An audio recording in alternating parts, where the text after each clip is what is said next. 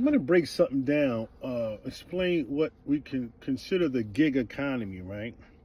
So the gig economy is the work, pay as you work job uh, market of DoorDash, Uber Eats, Instacart, those delivery services, right?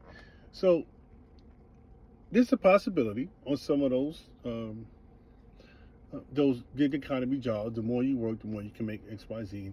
Some aren't taking taxes out. You can do your own 1099, whatever, at the end of the year, right? So I had to juxtapose that with jobs, skilled jobs, right? What they can make. And now I spoke to somebody today that's in the Instacart business, and they don't. They said today what they was doing was a busy day. It was about $50 an hour. He said they could easily make $35 an hour. Those are quick, easy jobs. I had to break that. I said, well, wow, that much, right? So now I said, well, let me put that into mathematics about comparing the gig economy jobs until the skill income-based jobs. So now I'm going to break down 90 grand a year, right? Let's break down 90, which is really great, pretty good money nowadays. Some cities is very hard, to make it. Well, we're just going to do 90 grand because a lot of people don't make that much. So let's break down, let's divide 90 grand by 12 months, right? So we got $7,500 a month, right? Divide that by 4 weeks, right? And you get $1,875 a week, right? Then we then divide that by 40 hours, and we didn't have here $46,875 an hour. Now that's before taxes. So let's knock off. Let's just say divided by 28%. No,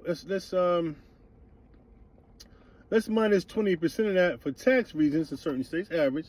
So you had about $33.75 take home. The reason why I had to give the take home amount was because they're not taking taxes out some of these gig economy jobs. And it's up to you. Whatever you choose to do, that's your business. Now, to be able to get, and people wonder why people doing Uber Eats and this drive and everything, look down on them. But they're actually pulling in jobs that's bringing in high skill level jobs. Let me give you an example. On the net income based calculator. So now, this person I'm speaking to, they can easily do $35 an hour. $35 an hour times 40, put you at $1,400 a week.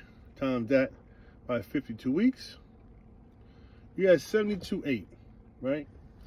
Some starting level, the average person only make about under 60 grand, I think. Now it's been raised up. It's under 60 grand. In certain states a little bit higher. The median in certain states is about 69. And those are skilled labor jobs. Now, if you bringing in 72 grand tax-free money, which is pretty good, and if you add 28% to that, you're at $93,000, right? Oh my gosh. You're at $93,000 gross, which is a pretty decent job nowadays. Most people don't make that. Is gig economy the next move for the future? The gig economy jobs. The work, you got to work a lot, of course, to make the money. You got to work a lot to make the money,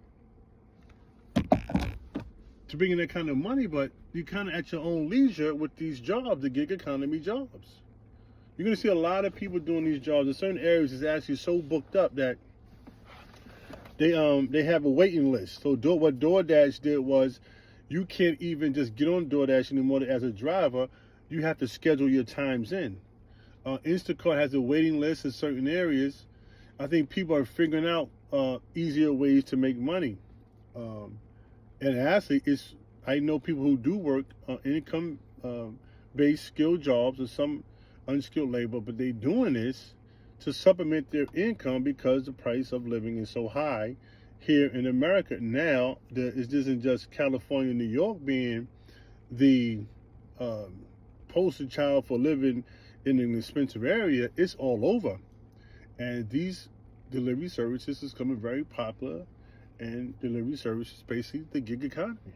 is the gig economy the new wave to make money? I know a guy in corporate, he's doing very well for himself. When he went to buy a house, he supplemented his income, and he paid his mortgage loan was through him doing driving Lyft. Now there's expenses I didn't exclude.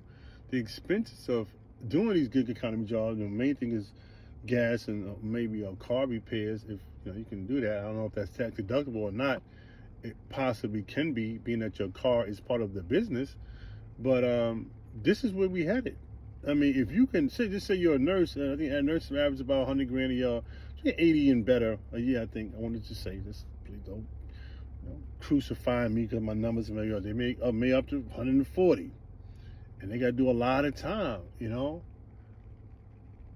But if you supplement your income with the gig economy, people say make the argument, well, I don't got to go to school for 4 years. I can just do this but you don't get no benefits, Then that's another thing. So there's an imbalance. There's an argument that you can go on back and forth about which is better. But I think definitely the gig economy right now is the best way to supplement your income when you have a skill, trade, profession, and so forth. Gig economy is the wave. I'm sure it's been talked about before, and we all know what it is. But it's the wave. But it's about the amount of time you put in. You got to put the time in to get the results out of it. The gig economy for all generations, Gen Z, Millennial, Gen X, and the baby boomers. Everybody getting with the gig economy.